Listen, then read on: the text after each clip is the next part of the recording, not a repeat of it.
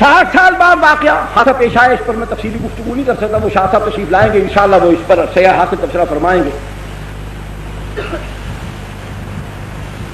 تمام شیعہ سنی مورخین، تمام شیعہ سنی مورخین اس بات پر متفق ہیں کہ محرم کی 10ویں کو یہ جو کچھ آج ہو رہا ہے یہ واقعہ کربلا کے پورے 300 سال بعد شروع ہوا۔ ایک تو خود واقعہ کربلا رسول اللہ صلی اللہ علیہ وسلم سے 60 برس بعد یا 58 برس بعد تقریباً واقعہ خود رسول اللہ کی بات ہو رہا، پھر اس واقعے کے ٹھیک 300 سال بعد ایک ایرانی النسل شیعہ معز الدولہ دہلوی بویہ خاندان کا اپنی چالاکی، عیاری، مکاری، تقیہ، اس کی بنیاد پر وہ مسلمانوں کی حکومت میں گھسا، وزیر بنا۔ اس نے بغداد کے اندر سب سے پہلے جلال الدین سیوطی رحمۃ اللہ علیہ اور غالباً البدایہ والنہایہ والے بزرگوں نے 351 ہجری لکھا ہے، باقی تمام بزرگوں نے 352 ہجری میں معز الدولہ دہلوی رافضی شیعہ نے، ایرانی تھا، اس نے سب سے پہلے 10ویں محرم کو حکم جاری کیا کہ بازار بند کر دیے جائیں، نان بائی پکانا بند کر دیں۔ حکمن کہا کہ عورتیں اپنے سروں کو کھول کر، بالوں کو بکھرا کر، سیاہ لباس پہن کر، سروں میں خاک ڈالتی ہوئی، منہ پر تھپڑ مارتی ہوئی، اپنے کپڑے چاک کرتی ہوئی بازار میں نکلے۔ یہ حکمن اس نے کرایا۔ نمبر 2، سب سے پہلے قبہ گنبد نما ایک گنبد بنوا کر شہر کے چوک میں رکھوایا، اس پر ٹاٹ ڈالے، وہ نمونہ بنایا سیدنا حسین رضی اللہ تعالیٰ عنہ کے مزار کا۔ یہ پہلا کام بھی اسی نے کیا۔ تیسرا، اپنے دور حکومت کے اندر بغداد کی تمام مساجد کے دروازوں پر تمام صحابہ کرام بالخصوص سیدنا معاویہ رضی اللہ تعالیٰ عنہ پر لعنت لکھی ہوتی تھی۔ یہ معز الدولہ دہلوی حرام خور خنزیر، سب سے دنیا کا کوئی مورخ یہ بات ثابت نہیں کر سکتا، قسم خدا کی کھا کر کہتا ہوں، میں غریب آدمی ہوں، نقد دینے کا دعویٰ نہیں کر سکتا، میں جھوٹا ثابت ہو جاؤں تو سر بازار مجھے 100 کوڑے مار دیں۔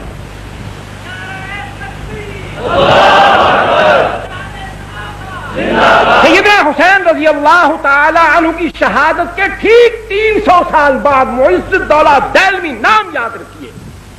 شیعہ تھا، مکاری سے وزیر اعظم بن گیا، بغداد پر قبضہ کر لیا، وہاں اس نے حکمن 10ویں محرم کو یہ کام شروع کروایا، عورتوں کو حکمن باہر بھیجا کہ سر کھولو، بال کھولو، سیاہ لباس پہنو، سینہ کوبی کرو، اپنے منہ پر تھپڑ مارو، سر میں راکھ ڈالو، نوح پانی کرو، واہ ویلا کرو۔ پھر سمجھ لو کہ یہ کیا آسان طریقہ تھا کہ جب عورتیں نوجوان ہوں، خوبصورت ہوں، سیاہ لباس ہو، بال کھلے ہوں، وہ واویلا کرتی ہوں تو تماشا ہوگا کہ نہیں ہوگا؟ دیکھنے والا کون کون شیطان کہاں کہاں سے اٹھ کر نہیں آئے گا؟ اور یہاں تو وہ کیا ہے آگے اس حالت میں، وہ یاد نہیں آ رہا، فارسی کا شعر ہے کہ بڑے بڑے عباد اور زہاد جو ہوتے ہیں ان کا وضو بھی ٹوٹ جاتا ہے، تسبیحیں ہاتھ سے چھوٹ جاتی ہیں۔ اس انداز میں اگر بازار کے اندر حسن کی فراوانی ہو اور جلوہ یار یوں حشر بدامہ ہو کر نکلے تو پھر کہاں کون ٹھہر سکتا ہے؟ بغداد کی سرزمین، بادشاہ کا حکم، اقتدار کا حکم، پھر کون نکلا ہوگا اور کس کس کو نکالا گیا ہوگا؟ کیسی کیسی ڈھونڈ ڈھونڈ کر نکالی ہوں گی، کیسے کیسے جلوے مہیا کیے گئے ہوں گے، کیسی کیسی افسرائیں نرتقیں دکھاتی ہوئی وہاں جلوہ افروز ہوئی ہوں گی۔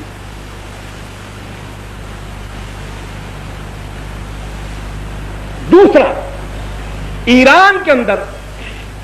قاچاریوں کی حکومت، ناصر الدین شاہ قاچار، اس نے اپنے دور حکومت کے اندر باوجود اس کے سنیے، باوجود اس کے کہ وہ قاجاری رافضی تھے، شیعہ تھے، نسل در نسل سارے قاجار شیعہ حکمران آئے، صفوی خاندان، انہوں نے بڑے ظلم کیے ایران کے اندر۔ حالانکہ یہ مسلمانوں کی مفتوحہ سرزمین ہے، سیدنا عمر بن الخطاب رضی اللہ تعالیٰ عنہ کے زمانے سے لے کر حضرت معاویہ بن ابی سفیان سب کہیے رضی اللہ تعالیٰ عنہ تک، یہ ایران کی سرزمین بار بار سر اٹھاتی رہی، اور اس کو اللہ کے پاک پیغمبر کے تربیت یافتہ دنیا کے سب سے اعلیٰ اور مہذب انسانوں نے اس کو جس طریقے سے اس کو رام کرنا چاہیے تھا، تہذیب سکھانی چاہیے تھی، اس کو سمجھایا، سکھایا، لتاڑا پتاڑا چٹھاڑا فتح کیا، دین سمجھایا۔ لیکن پھر وہاں رافضیت کیوں پھیل گئی؟ بالکل انہوں نے وہی عمل کیا جو عمل آج، میری طرف توجہ فرمائی، جو عمل آج پاکستان میں جاری ہے۔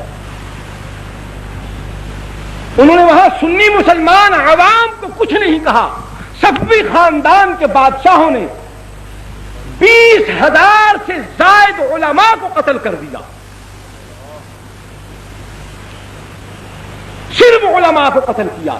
تو علماء کے قتل ہو جانے کے بعد نہ دین بتانے والا کوئی ہوگا، نہ سمجھانے والا کوئی ہوگا، تو پھر جو ہم کہیں گے وہ خود بخود لوگ قبول کرتے چلے جائیں۔ بیداری تو علماء پیدا کرتے ہیں، علم ان کے پاس ہوتا ہے، سمجھاتے وہ ہیں، پڑھاتے وہ ہیں۔ عقائد کی اصلاح ہو، اعمال کی اصلاح ہو، اخلاق کی اصلاح ہو، سیاسیات کا معاملہ ہو، اجتماعیات کا معاملہ ہو، جب بتانے والوں کو، سمجھانے والوں کو، سکھانے والوں کو، رہبری کرنے والوں کو، قیادت کرنے والوں کو، سیادت کرنے والوں کو، ان سب کو مٹا دیا گیا، جس طریقے سے پاکستان کے اندر احسان اللہ فاروقی کو شہید کر دیا گیا، علامہ احسان اللہ ظہیر کو شہید کر دیا گیا، فیض عالم صدیقی کو بھی قتل کر دیا گیا، مولانا سید منظور الحسن شاہ صاحب حمدانی رحمۃ اللہ علیہ، خیر بٹامی والے، ان کو شہید کر دیا گیا، مولانا حق نواز شہید رحمۃ اللہ علیہ کو شہید کر دیا گیا، ایثار القاسمی کو شہید کر دیا گیا، عبدالصمد آزاد لئیے والے کو شہید کر دیا گیا، مولوی محمد یوسف فیصل آبادی کو شہید کر دیا گیا۔ کتنے علماء شہید ہو چکے ہیں۔ سنی مسلمان نوجوان کام کرنے والے کارکن اس کے علاوہ 100 سے زائد وہ ہیں، خفیہ طریقے سے جن کو مارا گیا ہے وہ الگ ہے۔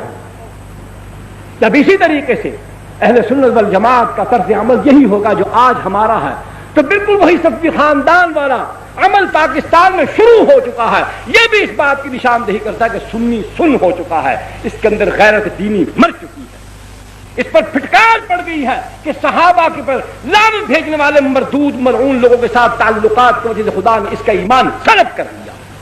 اس سے غیرت دینی چھین لی۔ قاجاری خاندان، صفوی خاندان نے ایران کے اندر اسی طرز عمل کے ساتھ رافضیت کو پھیلایا، حکمن وہاں جلوس نکلوائے۔ پھر اس کے بعد ہندوستان کی سرزمین پر زور و شور کیوں پیدا ہوا؟ کیا ہے؟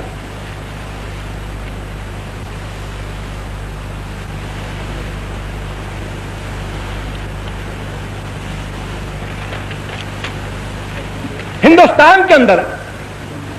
بھئی آپ توجہ میری طرف رکھیں، کان اور آنکھ میری طرف رکھیں، ہاتھ جیب میں ڈالتے جائیں، اس پر میں کوئی اعتراض نہیں کرتا۔ بالکل جی، بسم اللہ۔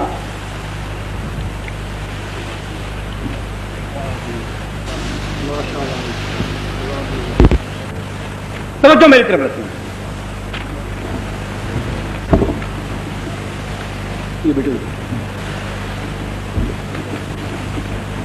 ہندوستان میں اورنگزیب عالمگیر رحمت اللہ علیہ کے بعد لکھنؤ کے علاقے میں، اودھ کے علاقے میں، یہاں ایک گورنر تھا، نمائندہ تھا مغلیہ سلطنت کا۔ مغلیہ سلطنت کے اندر جب زوال آیا، کمزوری آئی، طوائف الملوکی پھیلی، ہر علاقے میں جہاں جہاں کوئی گورنر تھا وہ اپنے طور پر بادشاہ بن بیٹھا، القابات اپنے بنا لیے، اپنے علاقے کو، صوبے کو اس نے خود ایک سلطنت بنا لیا۔ یہ دور تھا، حکومت کمزور ہو گئی، تو وہاں پر بہمنی خاندان جو تھا انہوں نے لکھنؤ، جونپور اور فیض آباد، ان علاقوں کے اندر انتہائی سختی کے ساتھ، اپنی پوری قوت کے ساتھ، پوری قہرمانی کے ساتھ وہاں پر رافضیت کو فروغ دیا، جو آدمی محرم کے دنوں میں باہر نہیں نکلتا تھا، تعزیے کے جلوس میں شریک نہیں ہوتا تھا، اس کو سزا ملتی تھی۔